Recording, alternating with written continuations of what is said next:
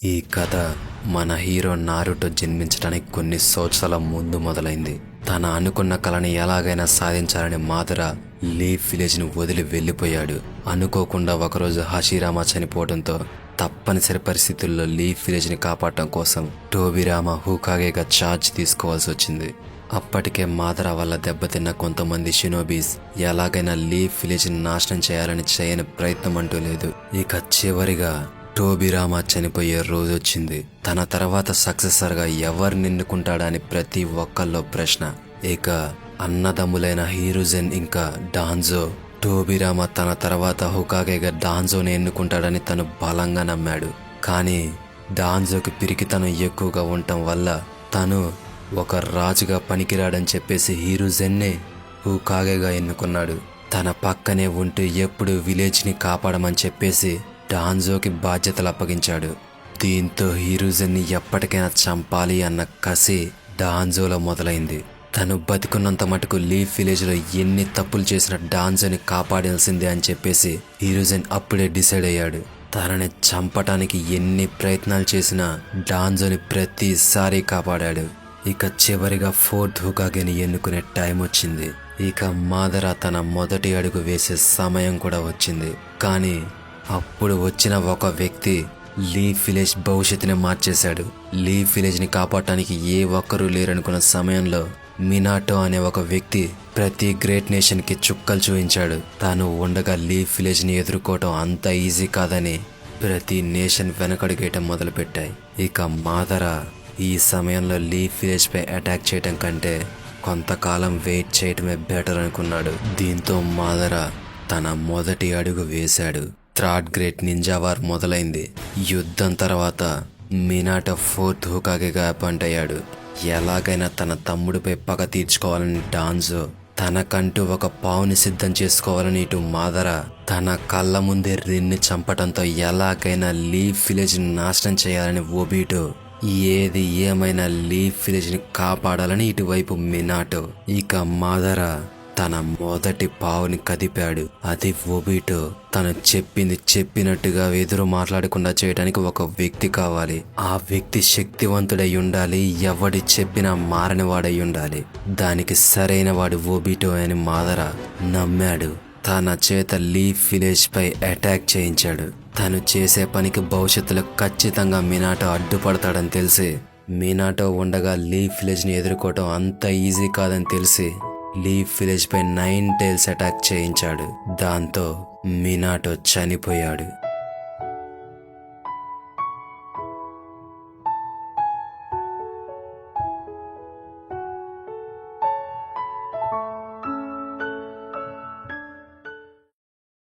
ఎట్టకేలకు మీ కలలు నెరవేరాయి.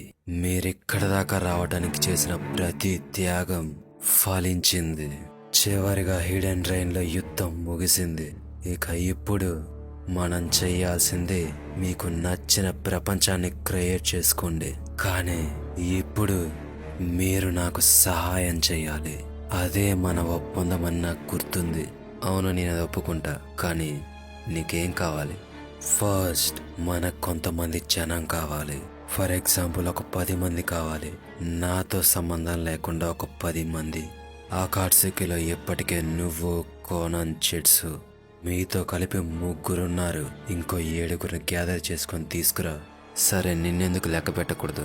తెర ముందు చేయాల్సినవే కాదు, తెర వెనక చేయాల్సిన పనులు కూడా చాలా ఉంటాయి. వాటన్నిటిని చూసుకోవాలంటే ఒకడు ఉండాలి కదా. సమయం వచ్చినప్పుడు నేను కూడా మీతో కలుస్తా. కానీ అప్పటిదాకా ఈ ఆకాట్సుకి లీడర్ నువ్వు. నిజం చెప్పాలంటే నువ్వు అనుకున్నది కూడా నా కలలో ఒకటి. కాబట్టి మనిద్దరం ఒకే దారిలో నడవటం వల్ల నీతో నేను చేతులు కలుపుతున్నా. ఈ ఆకాట్సుకిలో అర్హత లేనివాడు ఏ ఒక్కడు ఉండకూడదు. సరే, మరి అలాగైతే దీంట్లో ఎవరిని జాయిన్ చేయాలి? నేను ఈ ఆకాట్సుకిలో జాయిన్ అవటానికి 3 అనుకున్నా. దాంట్లో మొదటివాడు కాకసు, తన తర్వాత శాండ్ విలేజ్ రోగ్ నింజా సాసోరి, తన తర్వాత నాకు సంబంధించిన వాడే. వాడిని నా చేతులతో నేనే తీసుకొస్తా. మీరు ఎప్పుడు ఏం చెయ్యాలన్నది చిట్సు చూసుకుంటాడు. ప్రతి ఒక్కరిని కాలవండి. అందరినీ అకాట్సుకిలో జాయిన్ చేయండి. వెళ్ళండి, వెళ్ళి మీకిచ్చిన పని పూర్తి చేయండి మన కలల కోసం.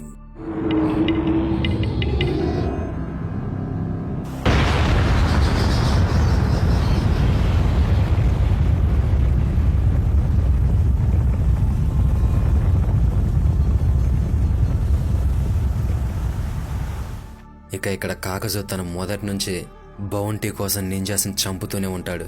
ఇక తనని అకాట్సుకిలో జాయిన్ చేయడం కోసం ఫైనల్గా పెయిన్ కాకజుని మీట్ అయి అకాట్సుకిలో జాయిన్ అవ్వమని చెప్పేసి అడుగుతాడు.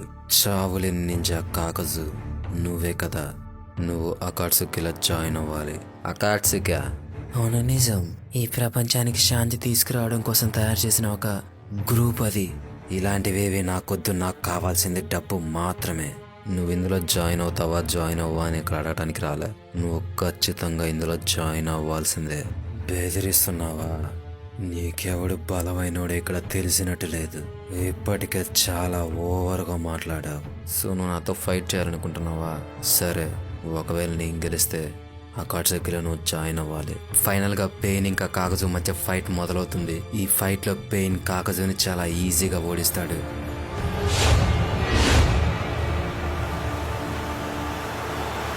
Come. You dream of triumphing over me. How laughable.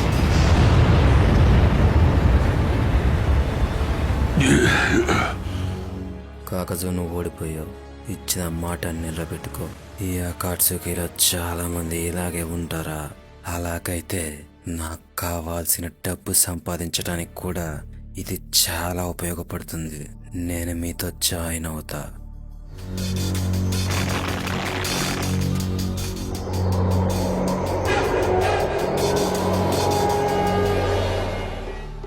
ఎంత దారుణమైన విలేజ్ ఇది.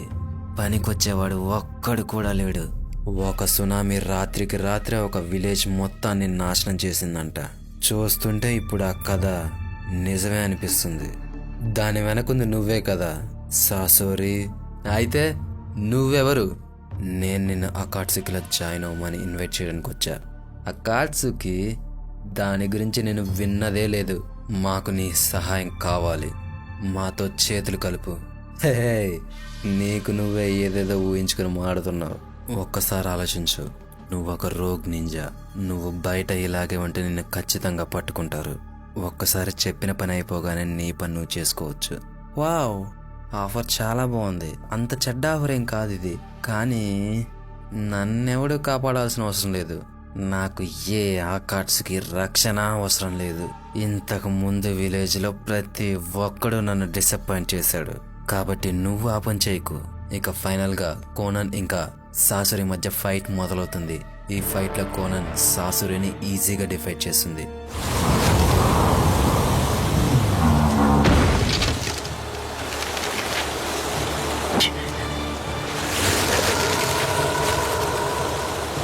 I will say it again. Come and lend the Akatsuki your power.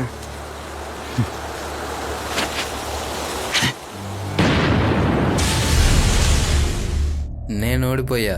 ఎటు వెళ్ళాలి, ఏం చేయాలి అని చూజ్ చేసుకునే రైట్ నాకు లేదు. నీకెక్కడికి కావాలంటే నన్ను అక్కడికి తీసుకెళ్ళు. నువ్వు చాలా విచిత్రంగా ఉన్నావు. నేను అనుకున్న దానికంటే నిన్ను అర్థం చేసుకోవడం చాలా ఈజీ. మీ అకాట్సుకిలో మిగిలిన వాళ్ళు ఎలా ఉన్నారో చూడాలని ఉంది. పద, నాకు కావాల్సింది కూడా అందులో దొరకవచ్చు. కుర్రాడ, నువ్వు అనుకున్నంతగా అకాట్సుకిలో ఏముండకపోవచ్చు. కానీ నువ్వు జాయిన్ అవడానికి అదే నీ ఇంట్రెస్ట్ అయితే నాకేం అభ్యంతరం లేదు. చూస్తుంటే ఎక్కడ కూడా అనుకున్నవన్నీ జరిగాయి అనుకుంటా.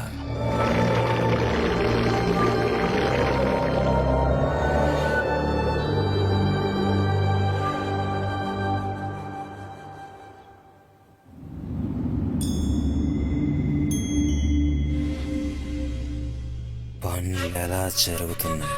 నువ్వు నీ సొంతంగా తీసుకొచ్చిన ఇటాచితో కలుపుకొని మన మిగిలిన వాళ్ళంతా కలిసి జింజురుకి సంబంధించిన ఇన్ఫర్మేషన్ ఇంకా ఫండ్స్ కూడా గ్యాదర్ చేస్తున్నారు. మంచిది. నీ సంగతి ఏంటి? మిగిలిన వాళ్ళ కోసం కొత్త వాళ్ళని ఎవరైనా చూసావా? చూసా. మిస్ట్ విలేజ్కి సంబంధించిన కిజామే. వాణ్ణి నా సొంతంగా నేనే కలుస్తా. సార్ రీసెంట్గా ఒక విషయం జరిగింది. సానిన్ ఒరోచిమారు అనే వ్యక్తి మన అకాట్సుకి గురించి ఇన్ఫర్మేషన్ తెలుసుకోవాలని ట్రై చేస్తున్నాడంట. ఏం చేద్దామంటారు? ఆపమంటారా? ఇన్ఫర్మేషన్ ఎక్కడి నుంచి వచ్చింది? సాసరి సబార్డినేట్ నుంచి.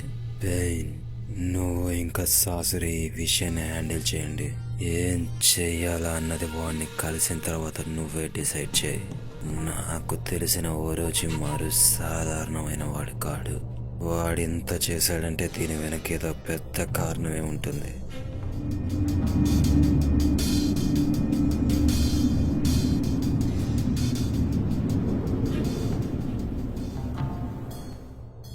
నన్ను మీకు ఇంట్రడ్యూస్ చేయమంటారా? ఇక్కడ పరిచయ వేడికం జరగట్లేదు పేర్లు చెప్పుకోవడానికి.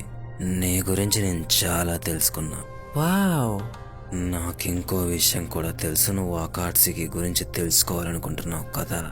వావ్, సో నువ్వు నా గురించి ఇంత తెలుసుకున్నావా? నిజమేనా? నువ్వేనా? సో ఇదంతా తెలుసుకుని నన్ను వేసేయడానికి వచ్చారనమాట కాదా? సరే సరే, నీ గురించి కూడా నాకు కొంచెం తెలుసు. ససోరీ ఆఫ్ ద రెడ్ శాండ్, నువ్వు ఆ పప్పెట్ లోపల దాచుకున్నావని కూడా తెలుసు. నీ నిజమైన ఆయుధం థ్రాడ్ కజకాగే కదా? వావ్, నువ్వు నా గురించి చాలా బాగా తెలుసుకున్నావు. కజకాగేని చంపినట్టుగా నాకైతే ఏం గుర్తులేదు. మరి నేను దేని గురించి అయినా తెలుసుకోవాలనుకుంటే ఇంతే, A to Z మొత్తం తెలుసుకుంటా. అది నా అలవాటు. కాబుటో చెప్పిందంతా ఓకే, కానీ వాడు ఆ కళ్ళు అకాట్సుకిలో ఉంటవే నేను నమ్మలేకపోతున్నా. ఫైనల్గా ఒరోచిమారు సాసరి మధ్య ఫైట్ మొదలవుతుంది. పెయిన్ పక్క నుండి అంతా చూస్తాడు. ఫైనల్గా ఒరోచిమారు ఓడిపోతాడు. ఇక సాసరి, నిన్ను నేను చాలా ఈజీగా ఓడించా, నీ మోటివ్ ఏంటో చెప్పు అంటే, ఒరోచిమారు నువ్వు గెలవడానికి కారణం నువ్వు బలంగా ఉండటం కాదు, నేను నీతో అంత సీరియస్గా ఫైట్ చేయలేదు. ఆ విషయం నీకు కూడా తెలుసు. తను కూడా అకాట్సుకిలో జాయిన్ అవ్వాలి అనుకుంటున్నానని చెప్పగా పెయిన్ సాసరి వద్దంటున్నా యాక్సెప్ట్ చేస్తాడు. వాడి ముఖం నేను ఇంతకు ముందు ఎప్పుడో చూశాను. ఆ కళ్ళు విధి చాలా వింతది కదా జిరాయా. ఇక ఫైనల్గా అందరినీ అసెంబుల్ చేశామని చెప్పగా పెయిన్, కోనన్, మాదరాతో మళ్ళీ మీటింగ్లో ఏర్పాటవుతారు. ఇక అక్కడ ఇటాచి సాసురి కిజామేని డేదరాన్ని తీసుకురమ్మని చెప్పగా వాళ్ళు బయలుదేరతారు. అలాగే ఒరోచిమారు అకాట్సుకిలో జాయిన్ అయ్యాడని చెప్పగా మాదరా తను అకాట్సుకిలో జాయిన్ అయినా తనపై మీరెప్పుడు కన్నేసించినా జాగ్రత్తగానే ఉండాలి అని వాడిని వార్న్ చేస్తాడు. ఫైనల్గా అకాట్సుకి ఫుల్ ఫ్లెడ్జ్డ్గా అసెంబుల్ అవుతుంది. మనం ఇలా కలిసి చాలా కాలం అయిందనుకుంటా. చివరిగా మన 10వ వాడిని కూడా జాయిన్ చేసుకునే టైం వచ్చింది. ఒరోచిమారు, జాషిన్, ఈ రిలీజన్ గురించి మీరు వినే ఉంటారనుకుంటా. ఇది ఒక కల్ట్. వీళ్ళంతా కలిసి ఒక ఎక్స్పెరిమెంట్ చేశారు. ఆ ఎక్స్పెరిమెంట్లో ఒకడు అమరత్వం పొందాడు. వాడే హీడాన్. అర్థమైంది కదా? మనం మన 10వ వాడిగా హీడాన్ని తెచ్చుకోబోతున్నాం. ఒరోచిమారు, కాకజు జెట్సు, హీడాన్ని తీసుకురావటం మీ బాధ్యత. కానీ ప్రతి ఒక్కరు జాగ్రత్తగా ఉండండి. వాడి గురించి నేను తెలుసుకున్న దాని ప్రకారం వాడు చాలా డేంజరస్. ఫైనల్గా ఒరోచిమారు, కాకజు జెట్సు హీడాని కలిసి తనని అకాట్సుకిలో జాయిన్ అవ్వమని అడగ్గా తను అందులో జాయిన్ అవడానికి ఒప్పుకోడు. వాళ్ళ మధ్య చాలాసేపు యుద్ధం జరుగుతుంది. చివరిగా ఒరోచిమారు, నువ్వు ఇప్పుడు ఒక రోగ్ నింజా, నువ్వు ఇలాగే ఉంటే నిన్ను ప్రతి నేషన్ వెంటాడుతుంది. నిన్ను చంపలేకపోవచ్చు, కానీ ఖచ్చితంగా నిన్ను కదలనీయకుండా చేస్తారు. నీ రిచువల్స్ నువ్వు చేసుకోవచ్చు, అకాట్సుకి నీకు రక్షణగా నిలుస్తుంది. ఈ మాటలు చెప్పడంతో హీడాన్ తన రిచువల్స్కి ఏ ఇబ్బంది రాదు అని అనుకొని అకాట్సుకిలో జాయిన్ అవడానికి ఒప్పుకుంటాడు. అకాట్సుకి ఫైనల్గా అసెంబుల్ అయింది. కోనన్, ఇటాచి, కిజమే, ససోరి, డేదరా, కాకజు, హీడాన్, ఒరోచిమారు, చివరిగా జెట్సు. మీలో ప్రతి ఒక్కరికి మీ సొంత ఎజెండా ఉంది, సొంత కళలున్నాయి. చివరిగా మనందరం ఎంత దూరం వచ్చాం. ఇక ఇప్పుడు మనందరం కలిసి ముందుకెళ్ళబోతున్నాం. మన టార్గెట్ అన్ని టైల్ బీస్ట్స్, 1 టైల్ నుంచి 9 టైల్స్ దాకా. మన శత్రువులు బలమైన వాళ్ళు కావచ్చు, కానీ మనం ప్రతి టైల్ బీస్ట్ని పట్టుకోబోతున్నాం. మన 10 మంది దీన్ని సాధించబోతున్నాం.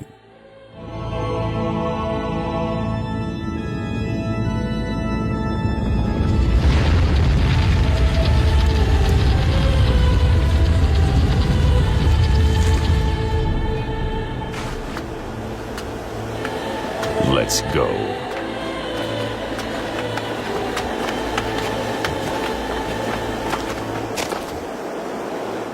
చివరిగా కాట్సుకి పై తెర తెరుచుకుంది.